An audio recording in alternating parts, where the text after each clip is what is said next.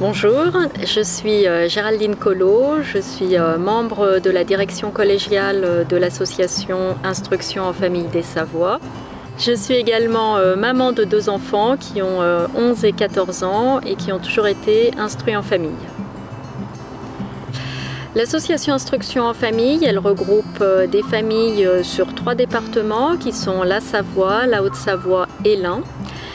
L'objectif de l'association est surtout d'aider les familles à se rencontrer et à créer du lien, du partage entre les familles. Nous avons fait évoluer nos statuts cet été. Aujourd'hui, on a aussi à cœur de défendre la liberté d'instruction qui est mise à mal ces derniers temps. Et nous avons vraiment aussi pour volonté de défendre les droits de l'enfant comme l'entend la Convention internationale des droits de l'enfant, la CIDE. Personnellement, ce que j'apprécie au sein de l'instruction en famille, c'est que, en fait, comme tout enseignant, on a la liberté pédagogique, ce qui veut dire que, en tant que parent instructeur, on peut tout à fait accompagner son enfant dans ses apprentissages vraiment comme bon nous semble et surtout d'adapter aux besoins de son enfant. On va avoir 2, 3, 4, 5 enfants, et bien chaque enfant est différent, chaque enfant est unique et du coup la façon qu'on a d'accompagner un enfant ne sera pas la même d'accompagner nos autres enfants. On se rend compte que les familles vont choisir l'instruction en famille pour différentes raisons. Certaines parce que en fait, l'enfant, quand il a 3 ans, n'a pas spécialement envie de le scolariser. Jusqu'à présent, il était à la maison et tout se passait bien. Et du coup, c'est simplement une continuité pour la famille, c'est une continuité d'accompagnement. C'est aussi faire le choix en fait, d'assumer pleinement son autorité parentale, c'est-à-dire assumer pleinement l'éducation de son enfant, instruction comprise. Il y a d'autres familles qui vont faire le choix de l'instruction en famille parce que pour une raison X ou Y, il peut y avoir des situations qui ne se passent pas bien à l'école. Ça peut être un harcèlement de l'enfant, ça peut être de la phobie scolaire. Et du coup, le parent va faire le choix de prendre en charge lui-même l'instruction de son enfant parce qu'il voit bien que là où il se trouve actuellement, il n'est pas dans un lieu de bien-être et que du coup l'enfant va avoir besoin d'être sorti de l'école pour pouvoir se retrouver et parfois se reconstruire. En août 2021 a été votée la loi confortant le respect des principes de la République. Dans cette loi, donc l'article 49 concerne l'instruction en famille et cette loi en fait apporte un grand changement au sein de la liberté d'instruire son enfant.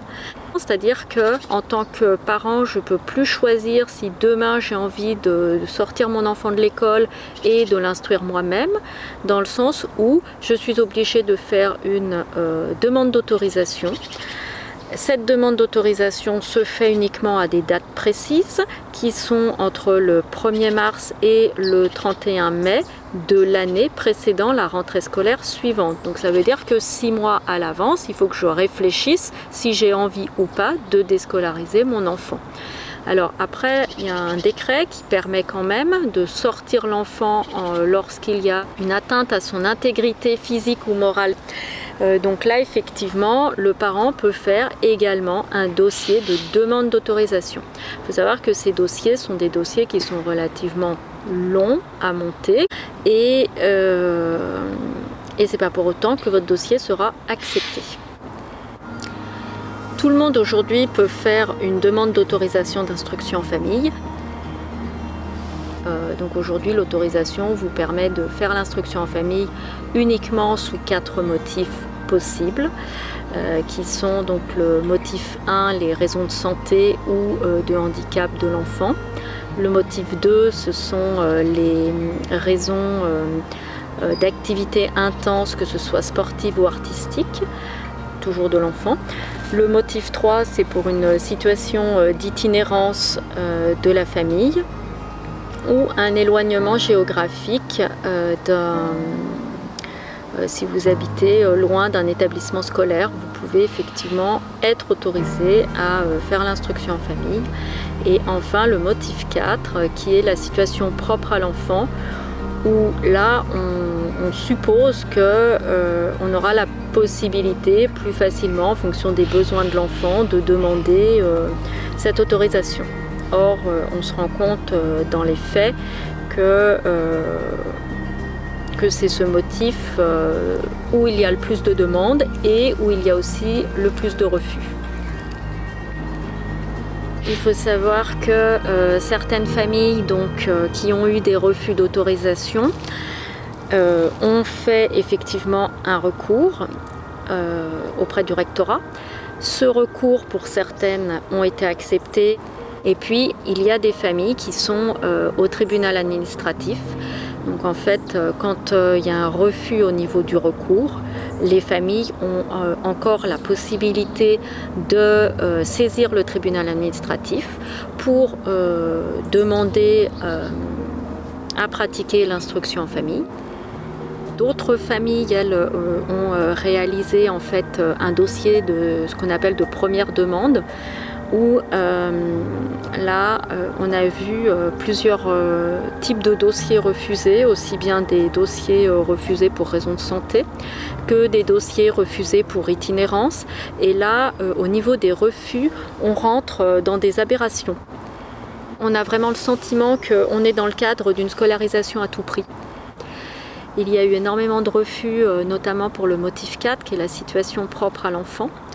Là, on a eu du mal à comprendre pour quelles raisons certains dossiers avaient été acceptés et d'autres refusés.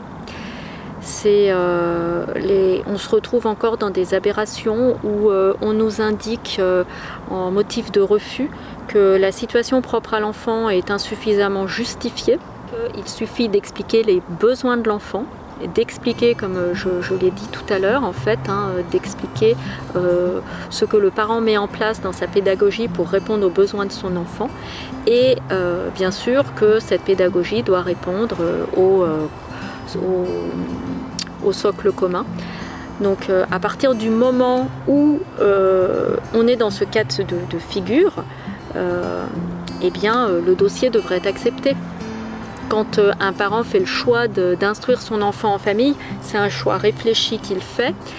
Quand il a monté tout un projet éducatif pour son enfant, c'est qu'il est apte et volontaire pour être entièrement responsable de l'instruction de son enfant. Quand une famille fait le choix d'un recours, en tant qu'association, nous allons l'aider à constituer ce recours.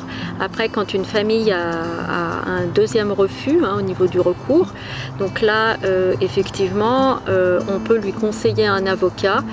Il vaut mieux qu'elle prenne un avocat. La famille peut se défendre seule. Il y a des familles qui l'ont fait et qui ont obtenu un résultat positif. Donc c'est encourageant. Malgré tout, c'est pas une démarche facile. Donc voilà, personnellement, on conseille plus un avocat. Bien sûr, il est important de choisir un avocat qui connaisse bien la situation de l'instruction en famille et qui pourra vraiment défendre vos droits. C'est vrai que face à ces difficultés d'obtention d'autorisation, certaines familles vont faire d'autres choix. Et du coup, certaines s'orientent vers une désobéissance civile, ou d'autres font le choix aussi de s'expatrier à l'étranger, ou vont faire le choix d'une itinérance à l'étranger, c'est aussi possible. Une itinérance à l'étranger, on ne rentre pas dans le cadre de la situation du motif 3, qui ne concerne qu'une itinérance en France. À partir du moment où vous êtes à l'étranger, vous êtes soumis aux règles du pays dans lequel vous vous trouvez. Alors quand c'est une itinérance, bien sûr, à partir du moment où vous êtes plus de 6 mois et 1 jour en dehors de la France, vous n'êtes plus considéré résident en France.